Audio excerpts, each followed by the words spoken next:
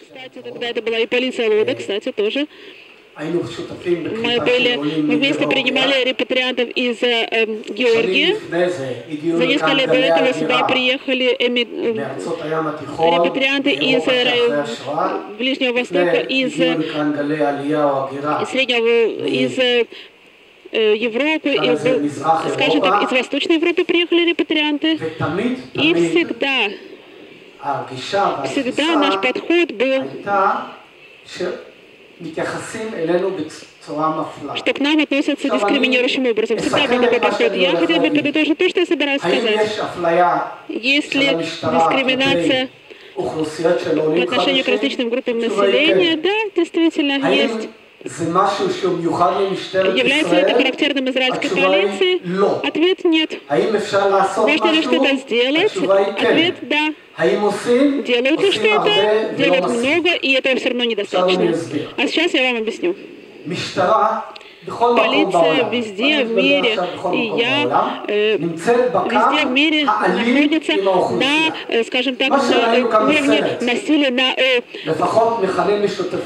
население, в напряженных отношениях с населением. Сейчас то, что я видел в фильме, я видел, что это арест и процесс ареста. Это, конечно, было насильственное поведение, которое неприемлемо со стороны полицейских, это понятно, но это является основным характеризующим фактором поведения полиции во всем мире. Поверьте.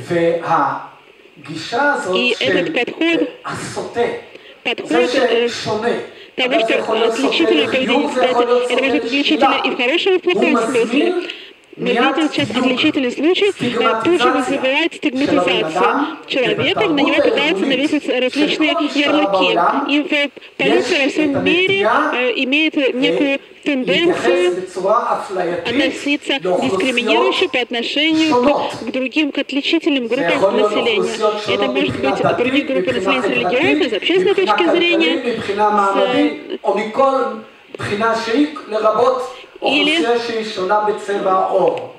или к любым другим группам населения, которые отличаются цветом кожи. Культура поведения, культура существования полиции во всем мире характеризуется тем, что мир воспринимается в черно-белых тонах. Что значит в черно-белых тонах? Хорошие, плохие, да? Хорошие, плохие, кстати, иногда это правительство может быть плохое, а полиция хорошая. Хорошая полиция, например, а плохие суд, который не понимает полицейских, и прокуратура, которая их не понимает, и граждане, которые их не понимают. Все окрашено в черно-белые тона. Все это заложено глубоко в подсознании. Другая характерная вещь — это код молчания. Вы должны понимать, мы здесь сейчас вы видели, какое насилие здесь было в зале, вы видели эти проявления насилия, депутат Кнессета, вы видели Давида Цюр, вы можете был просто встать и уйти. Это насилие. Это насилие. Представьте себе, если бы здесь не сидел, не знаю, офицер полиции Забайси, сидел бы, не знаю, здесь просто какой-то там другой полицейский Цюри, это бы перешло в насилие, может быть. Полиция находится всегда на фронтовой линии. Ничего не поделаешь, у полиции есть полномочия и возможность задействовать силу, потому что это практически беспрецедентные права, но не у всех, но, скажем так, у полиции есть право задействовать силу. И поэтому то, что мы сейчас видели, дискриминирующие отношения с одной стороны и с другой стороны отношения, которые создают насилие или создают трение, доходя почти до насилия. Нет, кстати, здесь я не говорю, что есть какие-то хорошие или плохие. Здесь нет ангелов, нет демонов, я не разделяю так. Обычно это сочетание этих вещей. И Цюри был прав, когда сказал, что израильская полиция, есть поэтому исследование на эту тему, что израильская полиция является одной из наиболее чистых полиций в мире. Я подчеркиваю, израильская полиция наиболее чистая из всех полиций во всем мире. Это изменить. Можно изменить, это тяжело. Почему это тяжело? Не потому, что нет желания, а изменить культуру, организационную культуру очень трудно. Подумайте, что значит изменить организационную культуру? Представьте, как КГБ поменять. Даже если решат, что КГБ, не знаю, станут ангелами без крыльев. Вот все, они станут ангелами так. Трудно, очень трудно изменить эту организационную культуру, но это возможно.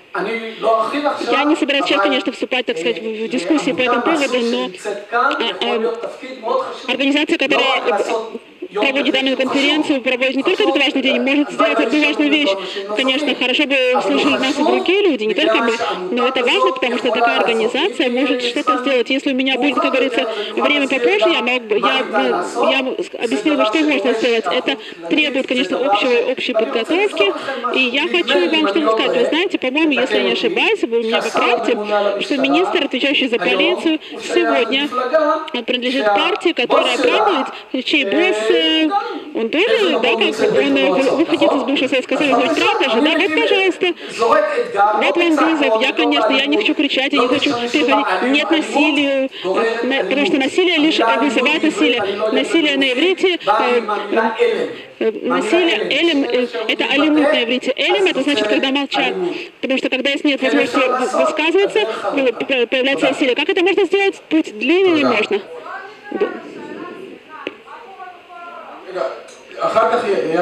Потом будет время для вопросов. Илани,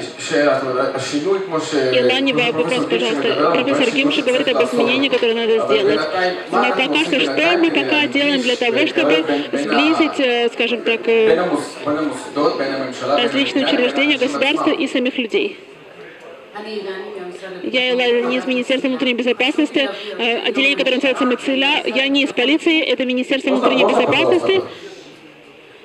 Спасибо. Это отдел, который занимается, действует долгие годы в предотвращении преступлений, преступности в израильском обществе. Наш отдел занимается проектами по предотвращению насилия, строим модели, рекомендуем программы, участие в круглом столе, в различных программах, в комиссиях, которые проводятся в Кнессете. Кстати, я слышу впервые, что эту тему выходцев из СНГ, и я очень рада, что у меня была такая возможность участвовать в вашем обсуждении. Я надеюсь, что будет, конечно, большая группа здесь небольшая. Все данные, о которых вы говорите, я знаю, мне знакомы не только среди русскоязычного населения, такие данные существуют и по другим группам населения. По-моему, один из парней здесь говорил об этих данных. Это не из ряда выходящие данные, поверьте, происходит. Это мы видим в других этнических группах в Израиле. Это происходит и среди выходцев из Эфиопии. Я тоже знаю тяжелейшие данные, не только среди русскоязычных жителей, граждан и среди других меньшинств. Это происходит на уровне различных районов, городов в государстве Израиль. И я очень внимательно слушала, я как пришла сюда и слушала очень внимательно, я думаю, что правильный способ решить данную проблему — создать некоторую аналитическую группу, которая будет включать специалистов, различные министерства. И как мы так и занимались, мы это делали и решали различные проблемы, которые появлялись, проблемы, которые здесь появляются, которые здесь поднимаются. Я думаю, что будет верно решить эту проблему на культурном уровне, потому что когда и другие группы населения решают проблему, у нас, как сказал профессор Дани Гимши, он сказал, что нет какого-то исследования, которое говорит, что среди выходцев из СНГ тяжелее данные, чем у друзов, эфиопов, я не знаю, других там, у меньшинств, у беженцев.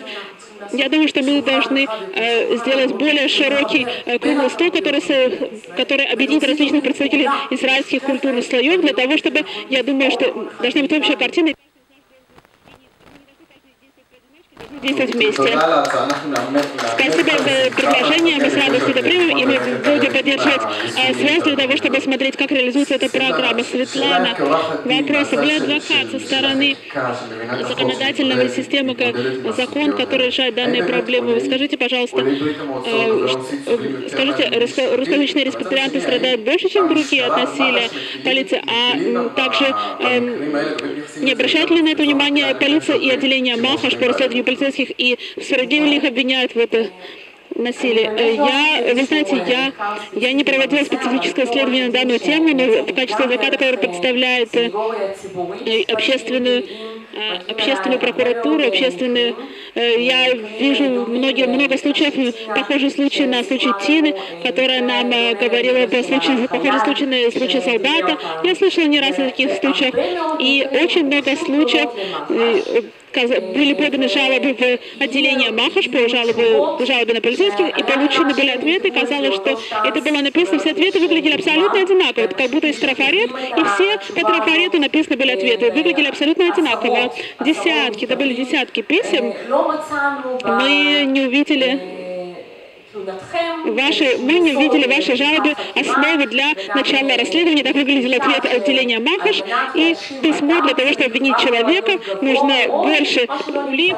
И здесь мы увидим это количество улик. Но, с другой стороны, не было конкретного чего-то для случая. Не было, просто как бы случаи были разные, почему-то ответы были одинаковые. В некоторых случаях мы не уступили, мы решили все-таки докопаться. Мы подали апелляцию, сейчас мы видели, что отделение МАХАШ — это отделение в Министерстве юстиции. Мы подали апелляцию по этому поводу, и апелляция наша также вернулась с очень таким общим ответом, без каких-то уточнений, без углубленного подхода. Опять же, написано было, в вашей апелляции мы тоже увидели причину для начала расследования. Были случаи, вы знаете, я не хотела бы рассказывать об этих конкретных случаях, но были случаи насилия, и казалось, что использование силы со стороны полиции выходило за все рамки пропорций, и это было совершенно неприемлемое использование силы со стороны полиции, и по всем данным даже надо было вмешаться в эти случаи. Может, я не говорю там увольнять полицейских, но хотя бы полицейские должны были получить какой-то, я не знаю, выговор, или как минимум надо было провести расследование в полиции, и очень-очень жаль, что ничего не было сделано. И есть некие виды попытки защитить отделение МАХАШ, пытается защитить полицию при помощи юридических различных инструментов. Хотя это, может быть, это не совсем, как говорится, политика или коррект, но на данный момент я не вижу какого-то способа это продвинуть. Я больше как раз согласна с тем, что решение должно исходить от организаций различных движений, которые будут это делать более концентрированно, потому что характеризующие черты этих случаев похожи. И использование силы со стороны полиции неразумно, необъяснимая сила, и в конечном итоге подано обвинительное заключение. В данных случаях написано, например, в одном пункте написано, касающееся самого инцидента, например, когда подают обвинительное заключение, и потом еще 8 пунктов мы видим, которые говорят о нападении на полицейского, помешали полицейскому выполнять свое задание, свою работу, попытка оскорбить полицейского, то есть полицейские говорят эти вещи, и так это пишут, как было сказано, то есть как позволяют себе сказать кому-то вонючий русский, и им это все сходит с рук, а гражданин, если позволяет себе что-то сказать, что-то, когда он пытается, он кипит от злости, он что-то хочет сказать, если он что-то говорит не по полицейскому, тут же его обвиняют в том, что он обидел полицейского, оскорбил полицейского. И поэтому, как я уже сказала, мы действуем в рамках закона, но система не позволяет, не дает ответы в рамках закона решить данные случаи. И в этом все и дело. И еще кое-что я хотела бы отметить.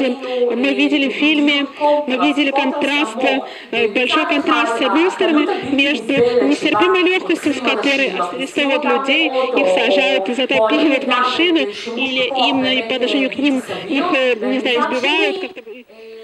А с другой стороны, между случаем Виталия Суркова, который, я не знаю, я тоже представляла, мы подавали и апелляцию в Багац отклонил апелляцию. Когда пользовались его, у него украли удостоверение личности Педазют, и 1200 было сделали сделок на его имя, при помощи Педазута, и он не сидел просто сложа руки. 12 лет продолжал свою историю, все годы он обращался ко всем возможным источникам для того, чтобы это остановить, включая депутатов, включая министра, включая президента страны. Полиция не хотела вмешиваться, даже не хотела принимать его жалобы. То есть мы видим этот контраст